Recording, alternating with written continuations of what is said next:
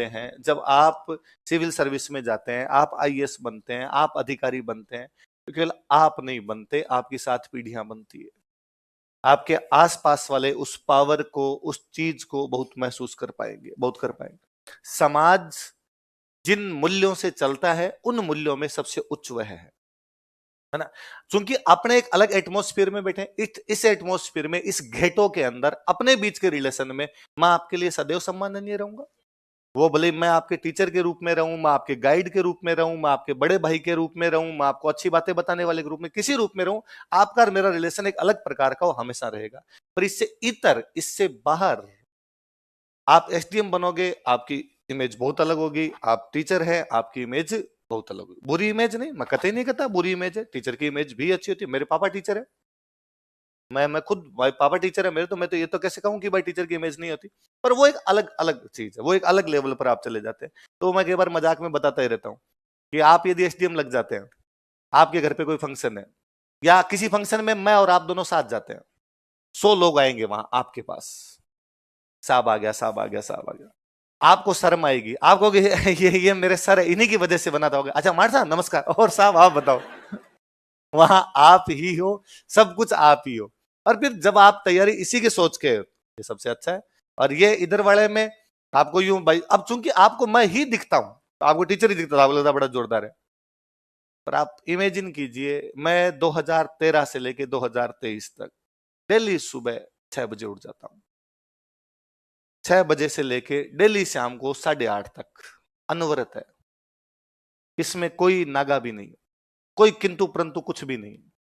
अब आप बीमार हो तो भी आना, आप के कोई मैं, मेरे को याद ही नहीं है कि पिछले कुछ सालों में मैं ये लगातार 10 दिन की छुट्टियां अभी लिए खुद के ब्याह में है। ये भाई 10-15 दिन का जो भी था, मैं 26 तारीख के बाद में कल आया था या परसों आया था, वो लगातार वाली छुट्टियां यही थी। वरना जब आप दूसरी जगह होते हो, आप छुट्टी एंजॉय कर सकते हो। मेरे याद है खूब बार, कई बार ऐसा हुआ होगा कि मैं 7 बजे वाली क्लास में मेरी बुखार है, पर मैं क्लास में आया, क्योंकि मैं जानता था कि इसी टाइम और कुछ भी नहीं हो सकता। यदि ये बुखार मेरे रात आती, तो मैं नवीन जी को कहता कि सुबह 7 वाली क्लास नहीं ले सकता, नवीन जी कोई ना कोई व्यवस्था करते। यदि मेरी बुखार सुबह 5 बजे आई है, तो नवीन जी कोई व्यवस्था नहीं कर पाएंगे। ये अलग बात है कि मैं क्लास में आगे बैठ गया और मैंने बच्चों को आकर देखो तबीयत खराब है, बोला भी नहीं जा रहा। बच्चों ने मुझे कहा कि सर कोई बात नहीं, आप हमें 4 क्वेश्चन लिखवा दे, हम उनके आंसर लिखेंगे, हम बोल बोल के सुना देंगे, आज अपने ये प्रैक्टिस कर लेते हैं।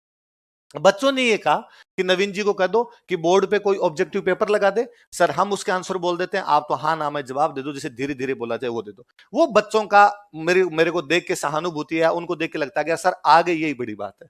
या ये भी हो सकता था कि, और मैं हमेशा कहता हूं कि स्प्रिंग बोर्ड इसी वजह से ही चल रहा है कि आपके साथ ऐसा कतई नहीं होगा कि आप 1 बजे आए और आपको कह दिया गया आज क्लास नहीं है, वापस आपकी क्लास होगी, कोई आए आपको पढ़ा के जाएगा। खूब सारी जगह ऐसा हो जाता है, इसलिए वहां पर उतना अच्छा नहीं चल पाता जितना है। तो सर का शुरू से कहा हुआ था कि भाई तेरे कितने भी बुखार हो, तू यदि 7 बजे आके क्लास में बैठ गया ना, तो बच्चों को लगेगा यार हमारे लिए आया है। बच्चे नहीं पढ़ेंगे तेरे से, वो तेरे को बिठा के रख लेंगे। पर तू यदि 7 बजे नहीं आया और बच्चों को अपन ने ये कहा कि 2 घंटे की क्लास नहीं है, ये खत्म हो जाएगा खेल। तो इसमें अलग प्रकार का डेडिकेशन है, अलग प्रकार की चीजें हैं, उधर अलग प्रकार की चीजें होगी। ये नहीं कि वो बहुत सरल जॉब है, आप आरएस लग जाएंगे, बहुत सरल जॉब है, उसमें अलग प्रकार के चैलेंजेस होंगे। पर ये वाली लाइफ थोड़ी मोनोटोनस है। आप सोचिए कि सुबह से शाम तक एक प्रकार की बातें करनी, उससे भी अजीब कितना होता होगा कि हमेशा एक जैसे जोक सुनाने। मेरी क्लास में जब भी, कई बार क्या होता है, एक बच्चे ने पूरा फाउंडेशन बैच ले लिया, फिर वो कह देता मुझे दोबारा एडमिशन लेना, तो मैं उसको मना करता हूं प्लीज मत। वो फिर भी कहता है पिछली बार मैं पढ़ नहीं पाया था किसी भी कारण से, तो मैं कहता हूं मेरी क्लास में तो मरी मत बैठना, और किसी बीच में बैठ जाना। कारण कि मैं पढ़ा रहा होता हूं, बच्चे के पढ़ाई हुई चीजें तो याद नहीं है, पर उसको जोक सारी याद है ना, कहानियां सारी याद है। वो पड़ोसी कहता है अभी ये जोक मारेगा। पड़ोसी सोचता है इसको नया कुछ नहीं आता क्या, सेम सेम सी बातें। ऑनलाइन आने के बाद तो मेरी क्रिएटिविटी खत्म ही हो गई। ऑनलाइन आने के बाद तो अब वो बच्चा, पहले आप लोग पहले वीडियो देख के आते हो, तो आपको पहले बताता अच्छा अब आगे ये बोलेंगे, आगे ये बोलेंगे। ऑफलाइन जब तक था तब तक क्रिएटिविटी वाली अलग चीज थी। इसलिए हर चीज के पक्ष विपक्ष अलग होते हैं। पर हम जब ये सोच के आए थे कि हमें आरएस बनना है, तो क्या बनना है, as you think so you become, जैसा आप सोचते हैं वैसा आप, इसलिए दिन रात यही सोचा कीजिए, और केवल सोचा नहीं कीजिए, पढ़ा भी कीजिए। आज हाँ सोच रहा हूँ सर, बस नजदीक पहुंचा हुआ हूँ, प्री तो हो ही गया। ऐसे भी नहीं करना, साथ में क्या करनी है, पढ़ाई। और मैंने, और आपका बैच शुरू हुआ था, मैंने तब भी कहा था, सबसे अच्छे बैच वो होते हैं जो शांति काल में शुरू होते हैं, है ना, जब वैकेंसी के आसपास आने की कोई खबर नहीं। आपको तो पता ही है कि जब पहले वाली कंप्लीट नहीं हो रही, दूसरी तो कैसे आएगी, है ना, तो आराम से 1.5-2 साल का टाइम लेगी, कितने में अपना बेच क्या हो जाएगा। और शांति काल की पढ़ाई सबसे अच्छी होती है। आप तो केवल इतना क्या कीजिए कि डेली जो आपको पढ़ाया जाता है इसको डेली याद कर लीजिए। हालांकि मेरे कितने भी कहने के बावजूद आप, बहुत सारे लोग मेरी बात नहीं मानेंगे, 10-15% लोग ही बात मानेंगे। स्टूडेंट क्या करता है, अभी नहीं पढ़ता, इन दिनों में नहीं पढ़ता, या तो एग्जाम के पास पढ़ता है, तो दो चीजें होती है, एग्जाम के पास यदि पढ़ गया और आपका तुक्का लग गया तो आप पास हो जाते हो, और यदि पास नहीं हुआ तो फिर वो वापस आकर था, सर अब मैं पढ़ लूंगा, तब मैं नहीं पढ़ पाया था। इसलिए अभी पढ़ लीजिए ताकि बाद में ये करने की आवश्यकता ना पड़े। कुछ भी नहीं करना, जो डेली पढ़ाया जाए क्लास में ये डेली जाके याद कर लेना, किसी भी सब्जेक्ट का, वो बोले पॉलिटी का, वो बोले इकोनॉमी का, वो बोले साइंस का, वो बोले मैंने राजस्थान पढ़ाई, ये रहना चाहिए कि कल एक बजे होती है क्लास आपकी, 1 बजे 3 बजे जो भी आपका टाइम होता है, कि कल मैं जब 1 बजे आऊंगा तब जो मैंने कल पढ़ा था, या आने वाले कल जो मैं आऊंगा तो जो पिछली क्लास में पढ़ा था उसका ड्यू नहीं है, वो मैं कंप्लीट करके आऊंगा। और ऐसा पिछले 3 दिनों का डेली कर लिया कीजिए कि भाई पॉलिटी पढ़ रहे हैं, विकास सर पॉलिटी पढ़ा रहे हैं, आज जो पढ़ाई वो याद करनी है, कल जो पढ़ाया वो याद करना है, उससे पिछले वाले दिन पढ़ाया था वो याद करना है। डेली 3 दिन का कर लीजिए। पुराने पेपर हमेशा अपने पास रखिए, पुराने पेपर निकाल लीजिए, न कोई प्री रोकेगा ना कोई मेंस रोकेगा। इतनी सिंपल चीजें हैं जिसकी हद नहीं है कोई, केवल नोट्स याद करने और पुराने पेपर करने, इसके अलावा तीसरी कोई भी चीज करनी नहीं। पर स्टूडेंट बस यही नहीं करता, या तो कंटिन्यूटी नहीं बनाता, वो 4 दिन पढ़ता है, 4 दिन तो उसको जोश रहता है कि मैं 12-12 घंटे पढ़ दूं, वो नींद भी 4-4 घंटे लेनी शुरू कर देता है, नींद 4-4 घंटे लेता है, बीमार होता है, 7 दिन की पढ़ाई छूट जाती है बाद में। इसलिए नींद डेली 7 घंटे लेनी है। ऐसा कभी नहीं हो कि आप 7 घंटे नहीं सो। मैं कहता हूं 1 घंटे यदि पढ़ाई कम हो रही है तो मत करना, भले नींद में कोई कोताही नहीं, इस उम्र में ही नींद आएगी,